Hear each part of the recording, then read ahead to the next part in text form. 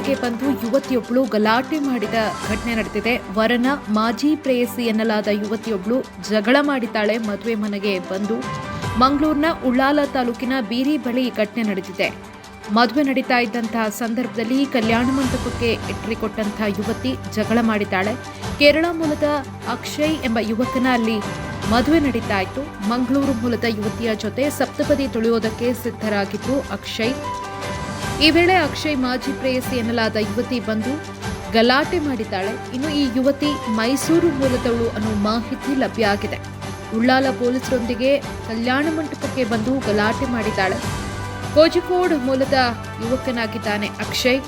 ಶಾದಿ.com ಮೂಲಕ ಇಬ್ಬರಿಗೆ ಪರಿಚಯ ಆಗಿತ್ತು. 1.5 ವರ್ಷದ ಹಿಂದೆ ಯುವತಿ ಹಾಗೂ ಅಕ್ಷಯ್ಗೆ ಪರಿಚಯ ಆಗಿತ್ತು. ಇನ್ನು ಅಕ್ಷಯ್ ಮದುವೆ ಆಗುವುದಾಗಿ ನಂಬಿಸಿ ದೈಹಿಕ ಸಂಪರ್ಕ ಬೆಳೆಸಿದ್ದ ಅಂತ ಯುವತಿ ಆರೋಪವನ್ನ ಮಾಡಿದ್ದಾಳೆ. ಜೊತೆಗೆ ಡಿಸೆಂಬರ್ 26ರಂದು ಕೇರಳದ ಪೊಲೀಸ್ ಠಾಣೆಯಲ್ಲಿ ದೂರನ್ನ ಕೂಡ ಯುವತಿ ದಾಖಲಿಸಿದ್ಲು. ಇಂದು ಮದುವೆ ನಡೀತಾ ಇದ್ದಂಥ ವೇಳೆ ಬಂದಂತಹ ಯುವತಿ ಗಲಾಟೆ ಮಾಡಿದ್ದಾಳೆ.